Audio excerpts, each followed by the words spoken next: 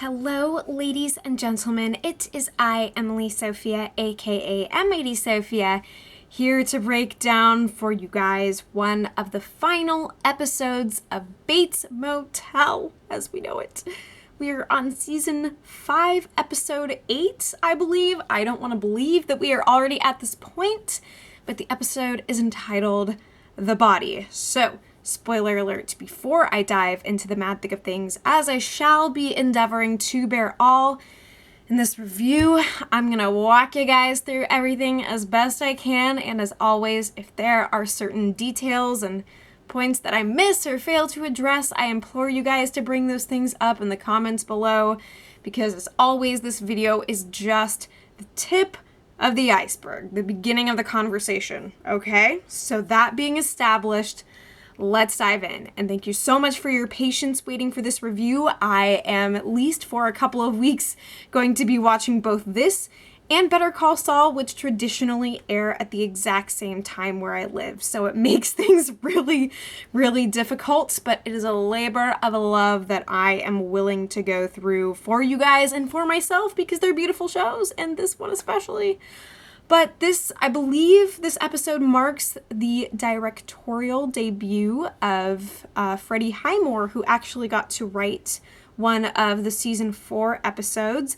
And I was impressed at just how much time he spent on the screen as well as off and behind the camera. I was talking to one of my good friends who watches this show with me, and we were speculating as to whether this was going to be a much more mother-centric episode, such that Norman, and by proxy Freddie, could step back and let somebody else take the reins. But he did a really good job of playing some hopscotch, you know, not only giving the performance, but calling the shots. And I am incredibly proud of him and so happy that he gets to make his first incursion into the directorial world through this show, which has been so formative and cool for his career. And I can't wait to see what is next for him, but also really sad that there is going to be a next that doesn't involve more Bates Motel. But what a fabulous journey this has been so far. So let's get into all the events together, and let me just say that I was so stunned by Mother's turn and the way that she tries to spin this entire situation to make Madeline the villain. That, because I think a lot of people were wondering, why is she being kept alive? You know, neither her nor Marion were taken out of the picture. So of course she becomes the perfect scapegoat for Mother, which is just so fascinating because this woman already has Norma's likeness. So it's like she's kind of I mean, trying to look at the logistics of the situation and the lengths to which Mother is going to protect Norman and secure his innocence. It's like, this makes perfect sense. Of course Mother would save this perfect victim for such a time as this. You know, it's not that she was necessarily thinking like, no, I'm gonna save you for later.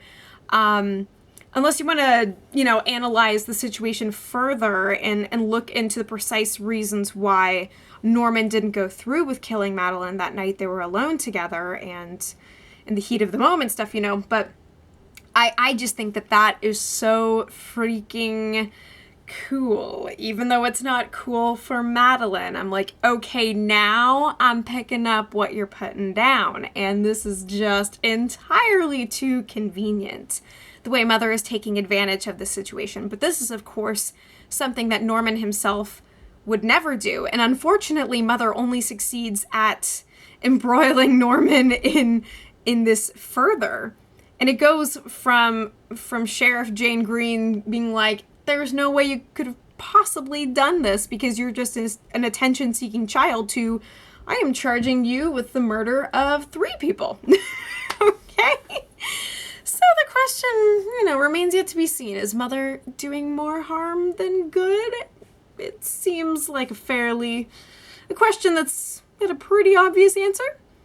But at the same time, color me impressed by this turn of events, because I really wasn't sure what they were going to do with Madeline. So the fact that she exists to be a tentative victim is a little mind-boggling to me. But anyway, so we start off the episode. Norman is struggling to breathe. The camera is slowly panning back from him, and all the law enforcement officers are flooding the house, and Green begins to question him, and he can't open his eyes initially. And that's when we see suddenly Mother is strutting across his mind's eye, pacing in the periphery. And he starts begging for his medicine, which now I understood that he didn't take his medicine, but I'm trying to figure out why in one of the subsequent scenes Mother decided to choke him. Because I know that that's something that he does when he's under an enormous amount of stress and pressure. That's something I'd actually really like to talk about in the comments below, because he has done that on numerous occasions. His stomach turning inside out as he's grappling with Mother in his mind. Yeah, so I thought that maybe she was trying to get him to cough up some pills, but I never once saw him actually take anything. So what are your thoughts about that? Anyhow, moving right along. But Green is, of course, reminding him of the seriousness of the situation, because at this point she doesn't actually take him seriously, which is a bit of a problem.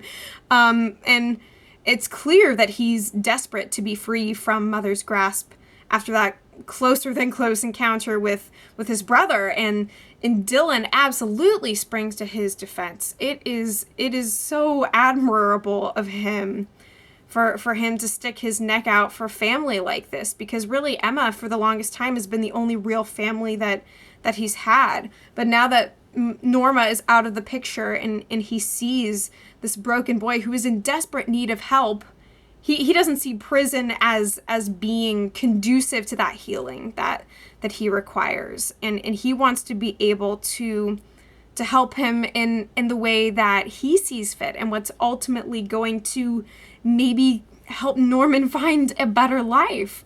And he's telling Norman, you don't have to do this, even though it's basically already done. And he's going voluntarily of his own volition and accord, as Green reminds Dylan. So Dylan promises that he's going to get Norman a lawyer, and this wasn't exactly the way that he expected to be helping his sick brother. Poor guy is losing family left and right, and I feel for him deeply. So Green interrogates Norman about the murder of Sam Loomis, and he explains that he dumped the body in a well in the forest, but he can't precisely pinpoint the location on a map, and that's really bothersome to Green. And she says that Jim Blackwell and an unidentified female were pulled from the lake. I was actually thinking of Bradley when she said that, which is so funny because there's been this focus on Audrey, Emma's missing mother, which we know what happened to her, but for some reason my mind just kind of reverted way, way back in time to, a happier time, if you will. But anyways, he says that there's a lot that he doesn't know when he's questioned about his culpability. But Green doubts the veracity of the confession entirely. She views him as this isolated, secluded child who is simply acting out for attention, which is just really, really demeaning and really patronizing on her part. And it's funny that she should say that, actually, because Mother was telling him in previous episodes that it's time, he's not a child anymore, and it's time for him to grow up. And Norman admits that he's been lonely and secretive, but he insists that he's telling the truth. And he watched Sam's eyes go blank. That was his doing. He was there. And why did he do the deed? He can't account for this either. Although Mother made it pretty clear for him in the moment. She was pretty much the impetus for why he decided to take matters into his own hands. So once Norman is locked away in his cell, Mother freaking attacks and is like, "What did you do?" And that's when she forcibly gags Norman. And I don't exactly understand why, if he didn't take the medication, but maybe that's something that's clearer to you guys than it is to me. But of course, she's immediately there to mother him, to comfort him, and she's cradling and caressing and kissing him and holding him close. She says, I know you think I'm a monster, but honey, there's no good. There's just life. And she goes on to say that this cruel world doesn't deserve his kindness, and she's not mad at him, but she can't let him do any more damage than he's already done, and it's time for her to fix it. Norman doubts that she can intervene, of course, thinking that he's got to be the one who's in control of this. But she instead decides that she really needs him to go. Kind of like how Norman asked her to go down to the motel while he took a trip into the woods with Norma's body. So she freaking bashes his head against the toilet and then gently lays him down. And she says that she's going to wake him up when things are safe again. That is such a powerful moment. It is freaky as hell. So Dylan meets up with Norman's new lawyer, who is actually played by Agents of S.H.I.E.L.D.'s Natalia Cordova Buckley. She is Yo-Yo in that show. And he does his best to debrief her. Her name is Julia, I believe, on Norman's ever-escalating situation. And he also brings up the missing mother-in-law. It's just not a pretty picture. And I think that Natalia does a fantastic job of playing a woman who very much knows what she's doing. She is the consummate professional. It is taking all of this information in stride. So then Sheriff Jane Green comes to check on not Norman, and Mother doesn't exactly do her best Norman impression. She really, really doesn't hold back. So she saucily makes a case for Norman's freedom, but Green responds by officially arresting him. So she tries to pull like, I know my rights, and if you're not charging me with anything, I can walk away. And she's like, actually I am, now that you put it that way. So Mother muddying the waters. So we see that Charles Chick Hogan is back on the scene, just a little too late though. The motel is already closed down as a crime scene. I also have to say that I really liked his ensemble that day. You know, he had like his pastel colored scarf matching his stockings and stuff. I think that he probably stitches his own wares, you know, so gotta say he was looking pretty snazzy right up until death came a-calling.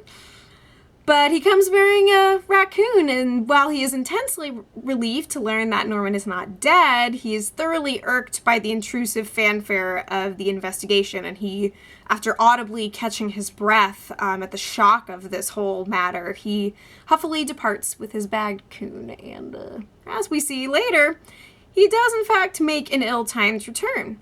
So Mother finally gets to meet Julia Ramos, and Mother tells Ramos right up front that she will not tolerate any line of defense that leads to Norman's institutionalization. And Ramos tries to confront the situation reasonably. She does a fine job, I think. And finally, we cut to Vera Farmiga and finally see her as Mother, of course. And I love to see the way that Norman embodies her, of course, but to see Vera Farmiga's lovely face and beautiful blue eyes is never an unwelcome encounter. So Mother, she starts musing over a possible strategy for her errant son's case, and the question is asked, on whom should they pin Sam Loomis's body? And this is when the gears in Mother's lizard brain start to turn. So Dylan calls Emma after that to inform her that Norman's now in jail. No news on her mother, though. Or is there?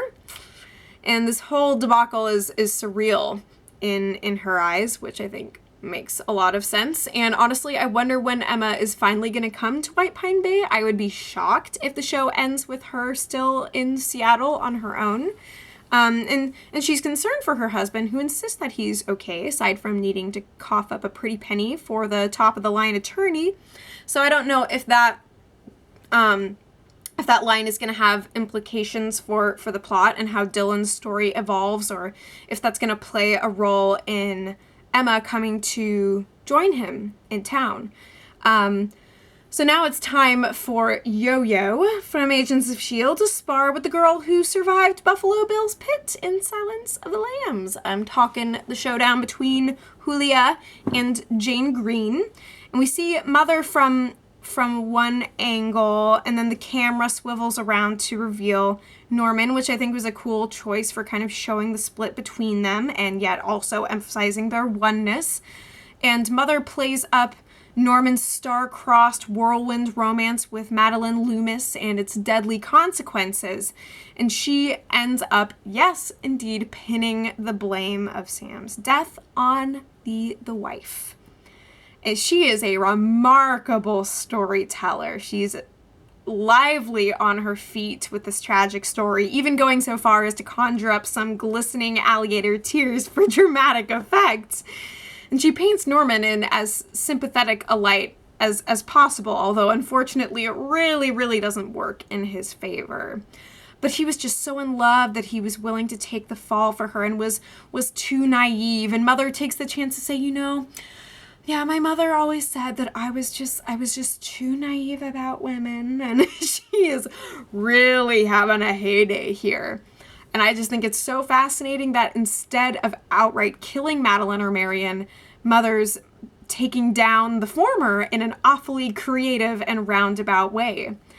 And again, I just love to see her taking advantage of the situation, spinning this web of lies, and with such finesse and intensity. And we see the desperation that she's able to evoke in Norman, what with the tears and everything. It seems so authentic, but unfortunately it is only worsening Norman's case, especially in Sheriff Green's eyes. So it's time for Madeline to wake up and smell the coffee that Mother's officially brewing. Green has called her into the station to inform her of Sam's absence and Norman's perplexing confession. And she wants to know why Norman would claim to have been her husband's murderer. And furthermore, was there a basis for Norman's apparent infatuation with her? And it appears that Green is potentially treating Madeline as a suspect. So I'll be curious to see how this unfolds. So Alex Romero acquires his gun from a snoozing Maggie and quietly sees himself out. Meanwhile, Green gets news that makes her want to bring Norman back into interrogation, and Madeline calls Sam as she leaves the station and just so happens to make eye contact with Mother, who meets her gaze with a downright poisonous stare. It's a little bit freaky. And I love that. So Green actually comes to Dylan about the bodies, one of which was positively identified as Audrey Ellis. And I think that's the information that makes her put Norman back in the hot seat. But even when presented with this shocker about Emma's mother, Dylan maintains unyielding loyalty to his behind bars brother. He betrays nothing and no one. And this really makes Dylan, I think, all the more sympathetic in our eyes. So finally, Romero's warpath takes him back to Shea Bates at long last, and he enters the sealed off doorway to the house. And now this is where things get a little bit stupid for me. I totally get that there are people who are invested in the romance between Romero and Norma, but I feel like this is, I don't know if I would call it fan servicey, but it just feels really jarring and unfitting for the show that has so much been about Norman's experiences, his and imaginings of Mother, because he looks up the stairway to see Norma's glimmering ghost, of course, bathed in this resplendent angelic light and smiling down at him while ascending into nothingness. And I'm just like, cool it, bro. And the show actually had Caleb imagining Norma as well. And I know that a lot of what this show is about is Norma's prominent role in the lives and hearts of all these different men, but it's just really kind of awkward that like now everyone is hallucinating her into existence. It's like, look, she belongs in one mind alone, and that is something that shit gets. I think. Anyways, that's just my perspective. I thought it was really cheesy, and yeah, it was just cheesy and corny, and I wasn't really a fan. Didn't really fit the aesthetic of the show for me. But yeah, so he then goes upstairs and sees her putting on makeup next to her vanity, donning tights and her quintessential pale blue robe. And then we return to the interrogation room where Mother sits in the shadows waiting and telling Norman to be patient. Again, another really vulnerable moment from Mother, because she tells him that she'll let him come back, and in fact she wants to. And what she said is, I don't mind admitting that I miss you. And it's this totally unguarded moment that just underscores the tragedy even further. So Romero uninvitedly spends the night at the house where he can hear Norman's voice.